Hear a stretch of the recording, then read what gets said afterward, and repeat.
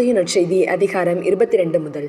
இயேசு மீண்டும் அவர்களை பார்த்து உவமைகள் வாயிலாக பேசியது. விண்ணரசை பின்வரும் நிகழ்ச்சிக்கு ஒப்பிடலாம்.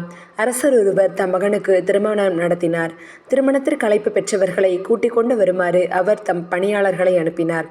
அவர்களோ வர விரும்பவில்லை. மீண்டும் அவர் வேறு பணியாளர்களிடம், நான் விருந்து ஏற்பாடு செய்திருக்கிறேன். காளைகளையும் கொழுத்த கன்றுகளையும் அடித்து சமையலெல்லாம் தயாராய் உள்ளது. திருமணத்திற்கு வாருங்கள் என அழைப்பு பெற்றவர்களுக்கு கூறுங்கள் என்று சொல்லி அனுப்பினார். அழைப்பு பெற்றவர்களோ அதை பொருட்படுத்தவில்லை. ஒருவர் தம் வயலுக்கு சென்றார், வேறு ஒருவர் தம் கடைக்கு சென்றார். மற்றவர்களோ அவருடைய பணியாளர்களை பிடித்து இழிவுபடுத்தி கொலை செய்தார்கள். அப்பொழுது அரசர் சினமுற்று தம் படையை அனுப்பி அக்கொலையாளிகளை கொன்றளித்தார். அவர்களுடைய நகரத்தையும் தீக்கிரையாக்கினார்.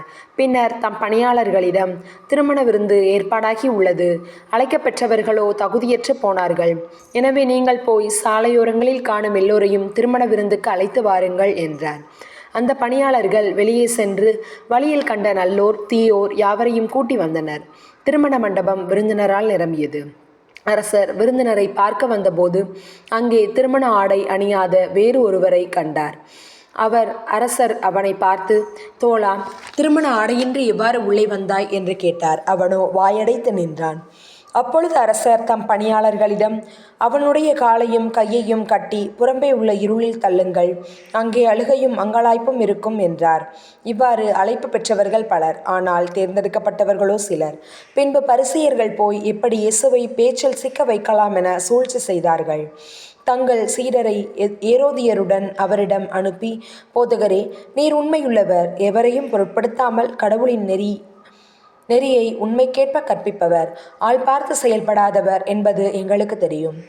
சீசருக்கு வழி செலுத்துவது முறையா இல்லையா? நீர் என்ன நினைக்கிறீர் என எங்களுக்கு சொல்லும் என்று அவர்கள் கேட்டார்கள். இயேசு அவர்களுடைய தீய எண்ணத்தை அறிந்து கொண்டு, வெளிவேடக்காரரை, ஏன் என்னை சோதிக்கிறீர்கள்? வரி கொடுப்பதற்கான நாணயம் ஒன்றை எனக்கு காட்டுங்கள் என்றார். அவர்கள் ஒரு தெனாரியத்தை அவரிடம் கொண்டு வந்தார்கள். இயேசு அவர்களிடம், இதில் பொறிக்கப்பட்டுள்ள உருவமும் எழுத்தும் யாருடையவை என்று கேட்டார். அவர்கள் சீசருடையவை என்றார்கள். அதற்கு அவர், ஆகவே சீசருக்கு உரியவற்றை சீசருக்கும் கடவுளுக்கு உரியவற்றை கடவுளுக்கும் கொடுங்கள் என்று அவர்களிடம் கூறினார். இதை கேட்டு அவர்கள் வியந்து அவரை விட்டு போய்விட்டார்கள். அதே நாளில் உயிர்த்தெழுதல் இல்லை என்னும் கருத்துடைய சதுசேயர் இயேசுவை அணுகி, போதகரே, ஒருவர் மகப்பேறின்றி இறந்து போனால் அவருடைய மனைவியை கொழுந்தனே மனைவியாக ஏற்றுக்கொண்டு தம் சகோதரருக்கு வழிமரபு உருவாக்க வேண்டும் என்று மோசே உரைத்திருக்கிறார். எங்களிடையே சகோதரர் 7 இருந்தனர். மூத்தவர் திருமணம் செய்து மகப்பேறின்றி காலமானதால் அவருடைய மனைவியை அவர் சகோதரர் திருமணம் செய்ய வேண்டியதாயிற்று. அப்படியே 2ஆம் 3ஆம் 7ஆம் சகோதரர் வரை அனைவருக்கும் நடந்தது. அவர்கள் அனைவருக்கும் பின்பு அப்பெண்ணும் இறந்தார். அப்படியானால் உயிர்த்தெழும் போது அவர் அந்த 7 யாருக்கு மனைவியாய் இருப்பார்? அவர்கள் யாவரும் அவரை மனைவியாக்கி கொண்டிருந்தனரே என்று கேட்டனர். இயேசு மறுமொழியாக, உங்களுக்கு மறைநூலும் தெரியாது, கடவுளின் வல்லமையும் தெரியாது. எனவேதான் தவறான கருத்தை கொண்டிருக்கிறீர்கள். ஏனெனில் உயிர்த்தெழுந்தவர்களுள் யாரும் திருமணம் செய்து கொள்வதில்லை. அவர்கள் விண்ணக தூதரை போல் இருப்பார்கள். இறந்தோர் உயிர்த்தெழுதலை பற்றி கடவுள் உங்களுக்கு உரைத்துள்ளதை நீங்கள் வாசித்ததில்லையா? ஆபிரகாமின் கடவுள், ஈசாக்கின் கடவுள், யாக்கோபின் கடவுள் நானே என்று அவர் கூறியிருக்கிறார். அவர் இறந்தோரின் கடவுள் அல்ல, மாறாக வாழ்வோரின் கடவுள் என்று கூறினார். அவருடைய போதனையை கேட்ட கூட்டத்தினர் வியப்பில் ஆழ்ந்து போயினர். இயேசு சதுசேயரை வாயடைக்க செய்தார் என்பதை கேள்விப்பட்ட பரிசேயர் ஒன்று கூடி அவரிடம் வந்தனர். அவர்களிடையே இருந்த திருச்சட்ட அறிஞர் ஒருவர் அவரை சோதிக்கும் நோக்கத்துடன், போதகரே, திருச்சட்ட நூலில் தலைசிறந்த கட்டளை எது என்று கேட்டார். அவர், உன் முழு இருதயத்தோடும் உள்ளத்தோடும் முழு மனத்தோடும் உன் ஆண்டவராகிய கடவுளிடம் அன்பு செலுத்து. இதுவே தலைசிறந்த முதன்மையான கட்டளை. உன் மீது நீ அன்பு கூறுவது போல உனக்கு அடுத்திருப்பவர் மீதும் அன்பு கூர்வாயாக என்பது இதற்கு இணையான 2வது கட்டளை. திருச்சட்ட நூல் முழுமைக்கும் இறைவாக்கு நூல்களுக்கும் இவ்விரு கட்டளைகளை அடிப்படையாக அமைகின்றன என்று பதிலளித்தார். பரிசேயர் ஒன்று கூடி வந்தபொழுது இயேசுவும் அவர்களை பார்த்து கேள்வி கேட்க தொடங்கினர். அவர் மெசியாவை பற்றி பற்றி நீங்கள் என்ன நினைக்கிறீர்கள்? அவர் யாருடைய மகன் என்று கேட்டார். அவர்கள், தாவீதின் மகன் என்று பதிலளித்தார்கள். இயேசு அவர்களிடம், அப்படியானால் தாவீது தூய ஆவியின் தூண்டுதலால் அவரை தலைவர் என அழைப்பது எப்படி? ஆண்டவர் என் தலைவரிடம், நான் உம் பகைவர் உமக்கு அடிபணிய வைக்கும் வரை நீர் என் வலப்பக்கம் வீற்றிடும் என்று உரைத்தார் என அவரே கூறியுள்ளார் அல்லவா? எனவே தாவீது அவரை தலைவர் என அழைப்பதால் அவருக்கே மகனாய் இருப்பது எப்படி என்று கேட்டார். அதற்கு எவரும் ஒரு வார்த்தை கூட மறுமொழியாக கூற இயலவில்லை. அந்நாள் முதல் அவரிடம் எவரும் கேட்க துணியவில்லை. பின்பு இயேசு மக்கள் கூட்டத்தையும் தம் சீடரையும் பார்த்து கூறியது, மறைநூல் அறிஞரும் பரிசேயரும் மோசையின் அதிகாரத்தை கொண்டிருக்கின்றனர். ஆகவே அவர்கள் என்னென்ன செய்யும்படி உங்களிடம் கூறுகிறார்களோ அவற்றையெல்லாம் கடைப்பிடித்து நடந்து வாருங்கள். ஆனால் அவர்கள் செய்வது போல நீங்கள் செய்யாதீர்கள். ஏனெனில் அவர்கள் சொல்வார்கள், செயலில் காட்ட மாட்டார்கள். சுமத்தற்கரிய பழுவான சுமைகளை கட்டி மக்களின் தோளில் அவர்கள் வைக்கிறார்கள். ஆனால் அவர்கள் தங்கள் விரலால் தொட்டு அசைக்கக்கூட முன்வர மாட்டார்கள். தாங்கள் செய்வதையெல்லாம் மக்கள் பார்க்க வேண்டும் என்றே அவர்கள் செய்கிறார்கள். தங்கள் மறைநூல் வாசக பட்டைகளை அகலமாக்குகிறார்கள். அங்கியின் குஞ்சங்களை பெரிதாக்குகிறார்கள். விருந்துகளில் முதன்மையான இடங்களையும் தொழுகை கூடங்களில் முதன்மையான இருக்கைகளையும் விரும்புகிறார்கள். சந்தை வெளிகளில் மக்கள் தங்களுக்கு வணக்கம் செலுத்துவதையும் ரபி என அழைப்பதையும் விரும்புகிறார்கள்.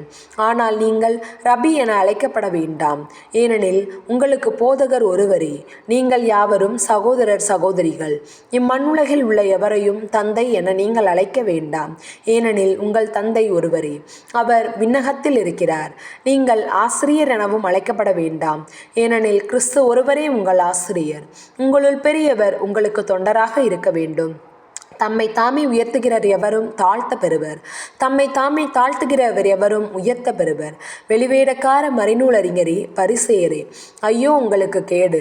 மக்கள் நுழையாதவாறு அவர்கள் முன்பாக விண்ணக வாயிலை அடைத்து விடுகிறீர்கள். நீங்கள் நுழைவதில்லை, நுழைவோரையும் விடுவதில்லை. வெளிவேடக்கார மறைநூல் அறிஞரே, பரிசேயரே, ஐயோ உங்களுக்கு கேடு! ஒருவரையாவது உங்கள் சமயத்தில் சேர்ப்பதற்கு நாடு என்றும் கடல் என்றும் பாராது சுற்றி அலைகிறீர்கள். அவ்வாறு சேர்த்த பின் அவரை உங்களை விட 2 மடங்கு நரக தண்டனைக்கு ஆளாக்குகிறீர்கள். குருட்டு வழிகாட்டிகளே, ஐயோ உங்களுக்கு கேடு! யாராவது திருக்கோவிலின் மேல் ஆணையிட்டால் ஒன்றுமில்லை, ஆனால் அவர் கோயிலின் பொன் மீது ஆணையிட்டால் அதை நிறைவேற்ற கடமைப்பட்டவர் என்கிறீர்கள். குருட்டு மடையரே, எது சிறந்தது? பொன்னை தூயதாக்கும் திருக்கோவிலா? யாராவது பலிபீடத்தின் மீது ஆணையிட்டால் ஒன்றுமில்லை, ஆனால் அவர் அதில் படைக்கப்பட்ட காணிக்கையின் மீது ஆணையிட்டால் அதை நிறைவேற்ற கடமைப்பட்டவர் என்கிறீர்கள். குருடரே, எது சிறந்தது? காணிக்கையா? காணிக்கையை தூயதாக்கும் பலிபீடமா? எனவே பலிபீடத்தின் மீது ஆணையிடுகிறவர் அதன் மீதும் அதன் மேலுள்ள அனைத்தின் மீதும் ஆணையிடுகிறார். திருக்கோவிலின் மீது ஆணையிடுகிறவர் அதன் மீதும் அதில் குடிக்கொண்டிருக்கிறவர் மீதும் ஆணையிடுகிறார். வானத்தின் மீது ஆணையிடுகிறவர் கடவுள் அரியணையின் மீதும் அதில் வீற்றிருக்கிற கடவுள் மீதும் ஆணையிடுகிறார். வெளிவேடக்கார மறைநூல் அறிஞரே, பரிசேயரே, ஐயோ உங்களுக்கு கேடு! நீங்கள் புதினா, சோம்பு, சீரகம் ஆகியவற்றில் 10ல் 1 பங்கை படைக்கிறீர்கள். ஆனால் திருச்சட்டத்தின் முக்கிய போதனைகளாகிய நீதி, இரக்கம், நம்பிக்கை ஆகியவற்றை கடைபிடிக்காமல் விட்டுவிடுகிறீர்கள். இவற்றை கண்டிப்பாய் கடைபிடிக்க வேண்டும், அவற்றையும் விட்டுவிடக்கூடாது. குருட்டு வழிகாட்டிகளே, நீங்கள் பருகும்போது கொசுவை வடிகட்டி அகற்றி விடுகிறீர்கள், ஆனால் ஒட்டகத்தையோ விழுங்கி விடுகிறீர்கள். வெளிவேடக்கார மறைநூல் அறிஞரே, பரிசேயரே, ஐயோ உங்களுக்கு கேடு! ஏனெனில் நீங்கள் கிண்ணத்தையும் தட்டையும் வெளிப்புறத்தில் தூய்மையாக்குகிறீர்கள், ஆனால் அவற்றின் உட்புறத்தையோ கொள்ளை பொருட்களாலும் தன்னல விருப்புகளாலும் நிரப்புகிறீர்கள். குருட்டு பரிசேயரே, முதலில் கிண்ணத்தின் உட்புறத்தை தூய்மையாக்குங்கள், அப்பொழுது அதன் வெளிப்புறமும் தூய்மையாகும். வெளிவேடக்கார மறைநூல் அறிஞரே, பரிசேயரே, ஐயோ உங்களுக்கு கேடு! ஏனெனில் நீங்கள் வெள்ளையடித்த கல்லறைகளுக்கு ஒப்பானவர்கள். அவை புறம்பே அழகாக தோற்றமளிக்கின்றன, அவற்றின் உள்ளேயோ இறந்தவர்களின் எலும்புகளும் எல்லா வகையான அழுக்குகளும் நிறைந்திருக்கின்றன. அவ்வாறே நீங்களும் வெளியே மக்களுக்கு நேர்மையாளராய் தோற்றமளிக்கிறீர்கள், ஆனால் உள்ளேயோ போலித்தனமும் நெறிகேடும் நிறைந்தவர்களாய் இருக்கிறீர்கள். வெளிவேடக்கார மறைநூல் அறிஞரே, பரிசேயரே, ஐயோ உங்களுக்கு கேடு! ஏனெனில் நீங்கள் இறைவாக்கினர்களின் கல்லறைகளை கட்டுகிறீர்கள். நேர்மையாளர்களின் நினைவு சின்னங்களை அழகுபடுத்துகிறீர்கள். எங்கள் மூதாதையர் காலத்தில் நாங்கள் இருந்திருந்தால் இறைவாக்கினர்களின் கொலைக்கு உடந்தையாக இருந்திருக்க மாட்டோம் என்கிறீர்கள். இவ்வாறு நீங்கள் இறைவாக்கினரை கொன்றவர்களின் வழிமரபினர் என்பதற்கு நீங்களே சாட்சிகள். உங்கள் மூதாதையர் செய்த கொடுமையின் அளவுக்கு நீங்களும் செய்து முடியுங்கள். பாம்புகளே, விரியன் பாம்பு குட்டிகளே, நரக தண்டனையிலிருந்து நீங்கள் எப்படி தப்பித்துக் கொள்வீர்கள்? எனவே இதை கேளுங்கள். நான் உங்களிடையே இறைவாக்கினரையும் ஞானிகளையும் மறைநூலறிஞர்களையும் அனுப்புகிறேன். இவர்களுள் சிலரை நீங்கள் கொல்லுவீர்கள், சிலரை சிலுவையில் அறைவீர்கள், சிலரை உங்கள் தொழுகை கூடங்களில் சாட்டையால் அடிப்பீர்கள், நகரங்கள் தோறும் அவர்களை துரத்தி துன்புறுத்துவீர்கள். இவ்வாறு நேர்மையாளரான ஆபேலின் இரத்தம் முதல் திருக்கோவிலுக்கும் பலிபீடத்திற்கும் நடுவே நீங்கள் கொன்ற பராக்கியாவின் மகன் சக்கரியாவின் இரத்தம் வரை இம்மண்ணில் சிந்தப்பட்ட நேர்மையாளர் அனைவரின் இரத்த பழியும் உங்கள் மேல் வந்து சேரும். இத்தலைமுறையினரே இத்தண்டனைகள் அனைத்தையும் அடைவார் என உறுதியாக உங்களுக்கு சொல்கிறேன். எருசலேமே, எருசலேமே, இறைவாக்கினரை கொல்லும் நகரே, உன்னிடம் அனுப்பப்பட்டோரை கல்லால் எறிகிறாயே. கோழி தன் குஞ்சுகளை தன் ரெக்கைக்குள் கூட்டி சேர்ப்பது போல நானும் உன் மக்களை அரவணைத்து கொள்ள எத்தனையோ முறை விரும்பினேன். உனக்கு விருப்பமில்லையே. இதோ உங்கள் இறை இல்லம் கைவிடப்பட்டு பாழடையும். எனவே இது முதல் ஆண்டவரின் பெயரால் வருபவர் ஆசி பெற்றவர் என நீங்கள் கூறும் வரை என்னை காண மாட்டீர்கள் என்று நான் உங்களுக்கு சொல்கிறேன். இயேசு கோவிலை விட்டு வெளியே சென்று கொண்டிருந்த போது அவருடைய சீடர்கள் கோயில் கட்டிடங்களை அவருக்கு காட்ட அவரை அணுகி வந்தார்கள். அவர் அவர்களை பார்த்து, இவற்றையெல்லாம் பார்க்கிறீர்கள் அல்லவா? இங்கே கற்கள் ஒன்றின் மேல் ஒன்று இராதபடி எல்லாம் இடிக்கப்படும் என உறுதியாக உங்களுக்கு சொல்கிறேன் என்றார். ஒலிவ மலை மீது இயேசு அமர்ந்திருந்த போது சீடர்கள் அவரிடம் தனியாக வந்து, நீர் கூறியவை எப்பொழுது நிகழும்? உமது வருகைக்கும் உலக முடிவுக்கும் அறிகுறி என்ன? எங்களுக்கு சொல்லும் என்று கேட்டார்கள். அதற்கு இயேசு கூறியது, உங்களை யாரும் நெறித்தவறி செய்யாதவாறு பார்த்து கொள்ளுங்கள். ஏனெனில் பலர் என் பெயரை வைத்து கொண்டு வந்து நானே மெஸ்ஸியா என்று சொல்லி பலரை நெறித்தவர செய்வர். போர் முழக்கங்களையும் போர்களை பற்றிய செய்திகளையும் கேட்கப் போகிறீர்கள்.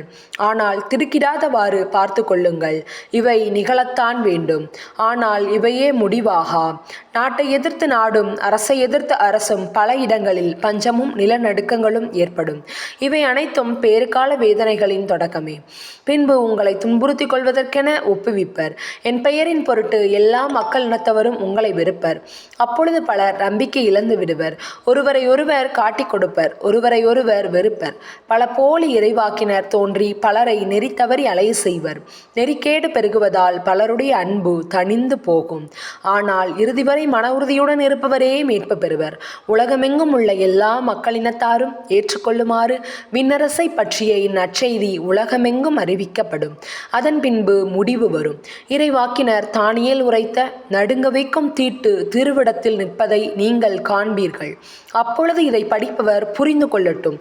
யூதேயாவில் உள்ள மலைகளுக்கு தப்பி ஓடட்டும். வீட்டின் மேல் தளத்தில் இருப்பவர் கீழே இறங்கி தம் வீட்டிலிருந்து எதையும் எடுக்காது ஓடட்டும். வயலில் இருப்பவர் தம் மேலுடையை எடுக்க திரும்பி வர வேண்டாம். அந்நாட்களில் கருவுற்றிருப்போர் பாலோட்டுவோர் ஆகியோரின் நிலைமை அந்தோ பரிதாபம். குளிர்காலத்திலோ ஓய்வு நாளிலோ நீங்கள் ஓட வேண்டிய நிலை ஏற்படாதிருக்க இறைவனிடம் வேண்டுங்கள். ஏனெனில் அப்பொழுது பெரும் வேதனை உண்டாகும். உலக தோற்றம் முதல் இந்நாள் வரை இத்தகைய துன்பம் உண்டானதில்லை, இனிமேலும் உண்டாகப் போவதில்லை. அந்நாட்கள் குறைக்கப்படாவிட்டால் எவரும் தப்பி பிழைக்க முடியாது. எனவே தாம் தேர்ந்து கொண்டவர்களின் பொருட்டு கடவுள் அந்நாட்களை குறைப்பார். அப்பொழுது யாராவது உங்களிடம், இதோ மெஸ்ஸியா இங்கே இருக்கிறார், அதோ அங்கே இருக்கிறார் என சொன்னால் நீங்கள் நம்ப வேண்டாம். ஏனெனில் போலி மெஸ்ஸியாக்களும் போலி இறைவாக்கினர்களும் தோன்றி முடியுமானால் தேர்ந்து கொள்ளப்பட்டவர்களையே நெறித்தவர செய்ய பெரும் அடையாளங்களையும் அருஞ்செயல்களையும் செய்வார்கள். இதை முன்னதாகவே நான் உங்களுக்கு சொல்லிவிட்டேன். ஆகையால் எவராவது உங்களிடம் வந்து, அதோ பாலைநிலத்தில் இருக்கிறார் என்றால் அங்கே போகாதீர்கள். இதோ உள்ளறையில் இருக்கிறார் என்றால் நம்பாதீர்கள். ஏனெனில் மின்னல் கிழக்கில் தோன்றி மேற்கு வரை ஒளிர்வது போல மானிட மகனையின் வருகையும் இருக்கும். பிணம் எங்கேயோ அங்கே கழுகுகள் கூடும். துன்ப நாட்கள் முடிந்தவுடனே கதிரவன் இருண்டுவிடும், நிலா தன் ஒளி கொடாது, விண்மீன்கள் வானத்திலிருந்து விழும், வான்வெளி கோள்கள் அதிரும். பின்பு வானத்தில் மானிட மகன் வருகையின் அறிகுறிகள் தோன்றும். அப்பொழுது மிகுந்த வல்லமையோடும் மாட்சியோடும் மானிட மகன் வானத்தின் மேகங்களின் மீது வருவார். இதை காணும் மண்ணில் உள்ள எல்லா குலத்தவரும் மாரடித்து புலம்புவர். அவர் தம் தூதரை பெரிய எக்காலத்துடன் அனுப்புவர். அவர்கள் உலகின் ஒரு கோடியிலிருந்து மறு கோடி வரை 4 திசைகளிலிருந்தும் தேர்ந்து கொள்ளப்பட்டவர்களை கூட்டி சேர்ப்பார்கள். அத்தி மரத்திலிருந்து ஒரு உண்மையை கற்றுக்கொள்ளுங்கள். அதன் கிளைகள் தளிர்த்து இலைகள் தோன்றும் பொழுது கோடைக்காலம் நெருங்கி வந்துவிட்டது என நீங்கள் அறிந்து கொள்கிறீர்கள். அவ்வாறே இவற்றையெல்லாம் நீங்கள் காணும் பொழுது மானிட மகன் கதவை நெருங்கி வந்துவிட்டார் என்பதை அறிந்து கொள்ளுங்கள். இவை அனைத்தும் நிகழும் வரை இத்தலைமுறை ஒளிந்து போகாது என உறுதியாக உங்களுக்கு சொல்கிறேன். விண்ணும் மண்ணும் ஒளிந்து போகும், ஆனால் என் வார்த்தைகள் ஒளியவே மாட்டா. அந்த நாளையும் ஒரு வேளையும் பற்றி தந்தை ஒருவருக்கு தவிர வேறு எவருக்கும் தெரியாது. விண்ணுலக தூதருக்கோ மகனுக்கோ கூட தெரியாது. நோவாவின் காலத்தில் இருந்தது போலவே மானிட மகன் வருகையின் போதும் இருக்கும். வெள்ளப்பெருக்குக்கு முந்தைய காலத்தில் நோவா பேழைக்குள் சென்ற நாள் வரை எல்லோரும் திருமணம் செய்து கொண்டும் உண்டும் குடித்தும் வந்தார்கள். வெள்ளப்பெருக்கு வந்து அனைவரையும் அடித்து செல்லும் வரை அவர்கள் எதையும் அறியாதிருந்தார்கள். அப்படியே மானிட மகன் வருகையின் போதும் இருக்கும். இருவர் வயலில் இருப்பர், ஒருவர் எடுத்துக்கொள்ளப்படுவர், மற்றவர் விட்டுவிடப்படுவர். இருவர் திரிகையில் மாவரைத்து கொண்டிருப்பர், ஒருவர் எடுத்துக்கொள்ளப்படுவர், மற்றவர் விட்டுவிடப்படுவர். விழிப்பாய் இருங்கள், ஏனெனில் உங்கள் ஆண்டவர் எந்த நாளில் வருவார் என உங்களுக்கு தெரியாது. இரவில் எந்த காவல் வேளையில் திருடன் வருவான் என்று வீட்டு உரிமையாளருக்கு தெரிந்திருந்தால் அவர் விழித்திருந்து தம் வீட்டில் கன்னமிட விடமாட்டார் என்பதை அறிவீர்கள். எனவே நீங்களும் ஆயத்தமாயிருங்கள், ஏனெனில் நீங்கள் நினையாத நேரத்தில் மானிட மகன் வருவார். தம் வீட்டு வேலையாட்களுக்கு வேளா வேலை உணவு பரிமாற தலைவர் அமர்த்திய நம்பிக்கைக்கு உரிய வரும் அறிவாளியுமான பணியாளர் யார்? தலைவர் வந்து பார்க்கும் பொழுது தம் பணியை செய்து கொண்டிருப்பவரே அப்பணியாளர். அவர் பேறு பெற்றவர். அவரை தம் உடைமைகளுக்கெல்லாம் அதிகாரியாக அவர் அமர்த்துவார் என உறுதியாக உங்களுக்கு சொல்கிறேன். அப்பணியால் பொல்லாதவனாய் இருந்தால் தன் தலைவர் வர காலம் தாழ்த்துவார் என தன் உள்ளத்தில் சொல்லிக்கொண்டு தன் உடன் பணியாளரை அடிக்கவும் குடிக்காருடனும் உண்ணவும் குடிக்கவும் தொடங்குவான். அப்பணியால் எதிர்பாராத நாளில் அறியாத நேரத்தில் அவனுடைய தலைவர் வருவார். அவர் அவனை கண்டம் துண்டமாய் வெட்டி வெளிவேடக்காரருக்கு உரிய இடத்தில் தள்ளுவார். அங்கே அழுகையும் அங்கலாய்ப்பும் இருக்கும். அந்நாளில் விண்ணரசு எவ்வாறு இருக்கும் என்பதை பின்வரும் நிகழ்ச்சி வாயிலாக விளக்கலாம். மணமகனை எதிர்கொள்ள மணமகளின் தோழியர் 10 பேர் தங்கள் விளக்குகளை எடுத்துக்கொண்டு புறப்பட்டு சென்றார்கள். அவர்களுள் 5 பேர் அறிவிலிகள், 5 பேர் முன்மதி உடையவர்கள். அறிவிலிகள் ஐவரும் தங்கள் விளக்குகளை எடுத்து சென்றார்கள், ஆனால் தங்களோடு எண்ணெய் எடுத்து செல்லவில்லை. முன்மதி உடையோர் தங்கள் விளக்குகளுடன் களங்களில் எண்ணெயும் எடுத்து சென்றார்கள். மணமகன் வர காலம் தாழ்த்தவே அனைவரும் தூக்க மயக்கத்தால் உறங்கிவிட்டனர். நள்ளிரவில், இதோ மணமகன் வருகிறார், அவரை எதிர்கொள்ள வாருங்கள் என்று உரத்த குரல் ஒலித்தது. மணமகனின் தோழியர் எல்லோரும் எழுந்து தங்கள் விளக்குகளை ஒழுங்குபடுத்தினர். அப்பொழுது அறிவிலிகள் முன்மதி உடையோரை பார்த்து, எங்கள் விளக்குகள் அணைந்து கொண்டிருக்கின்றன, உங்கள் எண்ணெயில் எங்களுக்கும் கொடுங்கள் என்றார்கள். முன்மதி உடையவர்கள் மறுமொழியாக, உங்களுக்கும் எங்களுக்கும் எண்ணெய் போதுமான அளவு இராமல் போகலாம், எனவே வணிகரிடம் போய் நீங்களே வாங்கிக் கொள்வதுதான் நல்லது என்றார்கள். அவர்களும் வாங்க புறப்பட்டு சென்றார்கள். அப்பொழுது மணமகன் வந்துவிட்டார். ஆயத்தமாயிருந்தவர்கள் அவரோடு திருமண மண்டபத்திற்குள் புகுந்தார்கள். கதவும் அடைக்கப்பட்டது. பிறகு மற்ற தோழிகளும் வந்து, ஐயா ஐயா, எங்களுக்கு கதவை திறந்துவிடும் என்றார்கள். அவர் மறுமொழியாக, உறுதியாக உங்களுக்கு சொல்கிறேன், எனக்கு உங்களை தெரியாது என்றார். எனவே விழிப்பாயிருங்கள், ஏனெனில் அவர் வரும் நாளோ வேலையோ உங்களுக்கு தெரியாது. விண்ணரசை பின்வரும் நிகழ்ச்சி வாயிலாகவும் விளக்கலாம். நெடும் பயணம் செல்லவிருந்த ஒருவர் தம் பணியாளர்களை அழைத்து அவர்களிடம் தம் உடைமைகளை ஒப்படைத்தார். அவரவர் திறமைக்கு ஏற்ப ஒருவருக்கு 5 தாளந்தும், வேறொருவருக்கு 2 தாளந்தும், இன்னொருவருக்கு 1 தாளந்தும் கொடுத்துவிட்டு நெடும் பயணம் மேற்கொண்டார். 5 தாளந்தை பெற்றவர் போய் அவற்றை கொண்டு வணிகம் செய்து வேறு 5 தாளந்து ஈட்டினார். அவ்வாறே 2 தாளந்து பெற்றவர் மேலும் 2 தாளந்து ஈட்டினார். 1 தாளந்து பெற்றவரோ போய் நிலத்தை தோண்டி தம் தலைவரின் பணத்தை புதைத்து வைத்தார். நெடுங்காலத்திற்கு பின் அந்த பணியாளர்களின் தலைவர் வந்து அவர்களிடம் கணக்கு கேட்டார். 5 தாளந்து பெற்றவர் பெற்றவர் அவரை அணுகி வேறு 5 தாளந்தை கொண்டு வந்து, ஐயா, 5 தாளந்தை என்னிடம் ஒப்படைத்தீர், இதோ பாரும், இன்னும் 5 தாளந்தை ஈட்டியுள்ளேன் என்றார். அதற்கு அவருடைய தலைவர் அவரிடம், நன்று, நம்பிக்கைக்குரிய நல்ல பணியாளரே, சிறிய பொறுப்புகளில் நம்பிக்கைக்கு உரியவராய் இருந்தீர், எனவே பெரிய பொறுப்புகளில் உம்மை அமர்த்துவேன். உம் தலைவராகி என் மகிழ்ச்சியில் நீரும் வந்து பங்கு கொள்ளும் என்றார். 2 தாளந்து பெற்று வரும் அவரை அணுகி, ஐயா, நீர் என்னிடம் 2 தாளந்து ஒப்படைத்தீர், இதோ பாரும், வேறு 2 தாளந்து ஈட்டியுள்ளேன் என்றார். அவருடைய தலைவர் அவரிடம், நன்று, நம்பிக்கைக்குரிய நல்ல பணியாளரே, சிறிய பொறுப்புகளில் நம்பிக்கைக்குரியவராய் இருந்தீர், எனவே பெரிய பொறுப்புகளில் உம்மை அமர்த்துவேன். உம் தலைவராகி என் மகிழ்ச்சியில் நீரும் வந்து பங்கு கொள்ளும் என்றார். 1 தாளந்து பெற்று கொண்டவரும் அவரை அணுகி, ஐயா, நீர் கடின உள்ளத்தினர், நீர் விதைக்காத இடத்திலும் போய் அறுவடை செய்பவர், நீர் தூவாத இடத்திலும் விளைச்சலை சேகரிப்பவர் என்பதை அறிவேன். உமக்கு அஞ்சியதால் நான் போய் உம்முடைய தாளந்தை நிலத்தில் புதைத்து வைத்தேன், இதோ பாரும், உம்முடையது என்றார். அதற்கு அவருடைய தலைவர், சோம்பேறியே, பொல்லாத பணியாளனே, நான் விதைக்காத இடத்திலும் போய் அறுவடை செய்பவன், நான் தூவாத இடத்திலும் போய் சேகரிப்பவன் என்பது உனக்கு தெரிந்திருந்தது அல்லவா?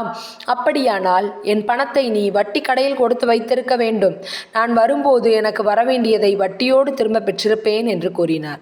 எனவே அந்த தாளந்தை அவனிடமிருந்து எடுத்து 10 தாளந்து உடையவரிடம் கொடுங்கள். ஏனெனில் உள்ளவர் எவருக்கும் கொடுக்கப்படும், அவர்கள் நிறைவாக பெறுவர். இல்லாதவரிடமிருந்து அவரிடம் உள்ளதும் எடுக்கப்படும். பயனற்ற இந்த பணியாளனை புறம்பேயுள்ள இருளில் தள்ளுங்கள், அங்கே அழுகையும் அங்கலாய்ப்பும் இருக்கும் என்று அவர் கூறினார். வானதூதர் அனைவரையும் புடைசூழ மானிட மகன் மாட்சியுடன் வரும்பொழுது தம் மாட்சிமிகு அரியணையில் வீற்றிருப்பார். எல்லா மக்களினத்தாரும் அவர் முன்னிலையில் ஒன்று கூட்டப்படுவர். ஒரு ஆயர் செம்மறியாடுகளையும் வெள்ளாடுகளையும் வெவ்வேறாக பிரித்து செம்மறியாடுகளை வலப்பக்கத்திலும் வெள்ளாடுகளை இடப்பக்கத்திலும் நிறுத்துவது போல் அம்மக்களை அவர் வெவ்வேறாக பிரித்து நிறுத்துவார். பின்பு அரியணையில் வீற்றிருக்கும் அரசர் தம் வலப்பக்கத்தில் உள்ளோரை பார்த்து, என் தந்தையிடமிருந்து ஆசி பெற்றவர்களே, வாருங்கள், உலகம் தோன்றியது முதல் உங்களுக்காக ஏற்பாடு செய்யப்பட்டிருக்கும் ஆட்சியை உரிமை பேராக பெற்றுக்கொள்ளுங்கள். ஏனெனில் நான் பசியாயிருந்தேன், நீங்கள் உணவு கொடுத்தீர்கள், தாகமாயிருந்தேன், என் தாகத்தை தணித்தீர்கள், அந்நியனாக இருந்தேன், என்னை ஏற்றுக்கொண்டீர்கள்,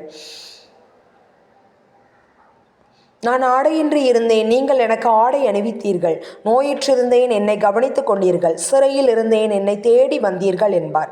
அதற்கு நேர்மையாளர்கள், ஆண்டவரே, எப்பொழுது உம்மை பசியுள்ளவராக கண்டு உணவளித்தோம், அல்லது தாகமுள்ளவராக கண்டு உமது தாகத்தை தணித்தோம்? எப்பொழுது உம்மை அந்நியராக கண்டு ஏற்றுக்கொண்டோம், அல்லது ஆடை இல்லாதவராக கண்டு ஆடை அணிவித்தோம்? எப்பொழுது நோயுற்றவராக அல்லது சிறையில் இருக்க கண்டு உம்மை தேடி வந்தோம் என்று கேட்பார்கள்.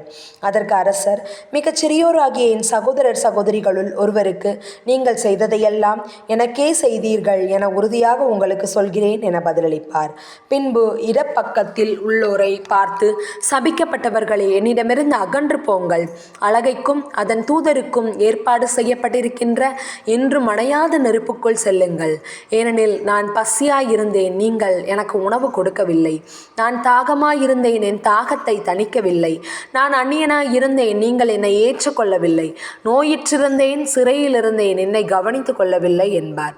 அதற்கு அவர்கள், ஆண்டவரே, எப்பொழுது நீர் பசியாகவோ தாகமாகவோ அந்நியராகவோ ஆடையின்றியோ நோயுற்றோ சிறையிலோ இருக்க கண்டு உமக்கு தொண்டு செய்யாதிருந்தோம் என கேட்பார்கள். அப்பொழுது அவர், மிகச் சிறியோராகிய இவர்களுள் ஒருவருக்கு நீங்கள் எதையெல்லாம் செய்யவில்லையோ அதை எனக்கும் செய்யவில்லை என உறுதியாக உங்களுக்கு சொல்கிறேன் என பதிலளிப்பார். இவர்கள் முடிவில்லா தண்டனை அடையவும் நேர்மையாளர்கள் நிலைவாழ்வு பெறவும் செல்வார்கள்.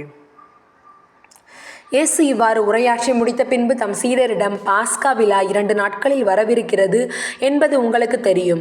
அப்பொழுது மானிட மகன் சிலுவையில் அறையப்படுவதற்கென காட்டி கொடுக்கப்படுவார் என்றார். அதே நேரத்தில் தலைமை குருக்களும் மக்களின் மூப்பர்களும் கயபா என்னும் தலைமை குருவின் மாளிகை முற்றத்தில் ஒன்று கூடினார்கள். இயேசுவை சூழ்ச்சியாய் பிடித்து கொலை செய்ய அவர்கள் கலந்து ஆலோசித்தார்கள். ஆயினும் விழாவின் போது வேண்டாம், மக்களிடையே கலகம் ஏற்படக்கூடும் என்று அவர்கள் பேசிக் கொண்டார்கள். இயேசு பெத்தானியா தொழுநோயாளர் சீமோன் இல்லத்தில் இருந்தார். அங்கு அவர் பந்தியில் அமர்ந்திருந்த பொழுது விலை உயர்ந்த நறுமண தைலம் கொண்ட படிக சிமிழுடன் பெண் ஒருவர் அவரிடம் வந்து அதை அவர் தலையில் ஊற்றினார். இதை கண்ட சீடர்கள் கோபமடைந்து, இந்த தைலத்தை இவ்வாறு வீணாக்குவது ஏன்? இதை நல்ல விலைக்கு விற்று ஏழைகளுக்கு கொடுத்திருக்கலாமே என்றார்கள். அதை அறிந்த இயேசு, ஏன் இந்த பெண்ணுக்கு தொல்லை கொடுக்கிறீர்கள்? அவர் எனக்கு செய்தது முறையான செயலே, ஏனெனில் ஏழைகள் எப்பொழுதுமே உங்களோடு இருக்கிறார்கள், ஆனால் ஆதலால் நான் எப்பொழுதும் உங்களோடு இருக்கப் போவதில்லை. இவர் இந்த நறுமண தைலத்தை எனது உடல் மீது ஊற்றி எனது அடக்கத்திற்கு ஆயத்தம் செய்தார். உலகம் முழுவதும் எங்கெல்லாம் இந்த நற்செய்தி அறிவிக்கப்படுமோ அங்கெல்லாம் இப்பெண் செய்ததும் எடுத்துரைக்கப்படும். இவரும் நினைவு கூறப்படுவார் என்று நான் உறுதியாக உங்களுக்கு சொல்கிறேன் என்று கூறினார். பின்னர் 12 ஒருவராகிய யூதாஸ் இஸ்காரியோத்து தலைமை குருவிடம் வந்து, இயேசுவை உங்களுக்கு நான் காட்டிக் கொடுத்தால் எனக்கு என்ன தருவீர்கள் என்று கேட்டான். அவர்களும் 30 வெள்ளிக்காசுகளை எண்ணி அவனுக்கு கொடுத்தார்கள். அது முதல் அவன் அவரை காட்டிக் கொடுப்பதற்கு வாய்ப்பு தேடிக் கொண்டிருந்தான். புளிப்பற்ற அப்ப விழாவின் முதல் நாளில் சீடர்கள் இயேசுவை அணுகி வந்து, நீர் பாஸ்கா விருந்துண்ண நாங்கள் எங்கே ஏற்பாடு செய்ய வேண்டும்? என்ன விரும்புகிறீர் என்று கேட்டார்கள். இயேசு அவர்களிடம், நீங்கள் புறப்பட்டு நகருக்குள் சென்று இன்னாரிடம் போய், எனது நேரம் நெருங்கி வந்துவிட்டது, என் சீடர்களோடும் வீட்டில் பாஸ்கா கொண்டாடப் போகிறேன் என போதகர் கூறுகிறார் என சொல்லுங்கள் என்றார். இயேசு தங்களுக்கு பணித்தபடியே சீடர்கள் செயல்பட்டு பாஸ்கா விருந்துக்கு ஏற்பாடு செய்தார்கள். மாலை வேளையானதும் அவர் 12 பந்தியில் அமர்ந்தார். அவர்கள் உண்டு கொண்டிருந்த பொழுது அவர், உங்களுள் ஒருவன் என்னை காட்டிக் கொடுப்பான் என உறுதியாக உங்களுக்கு சொல்கிறேன் என்றார்.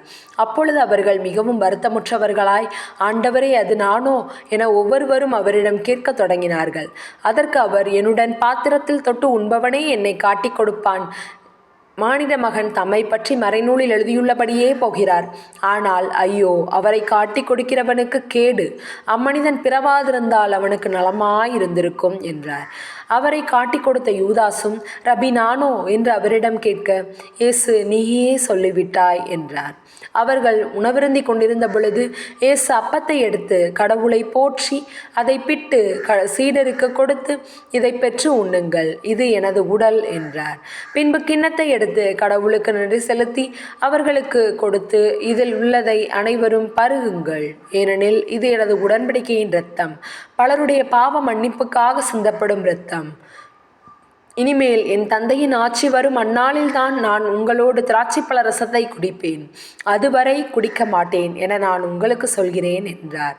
அவர்கள் புகழ் பாடல் பாடிவிட்டு ஒலிவ மலைக்கு சென்றார்கள்.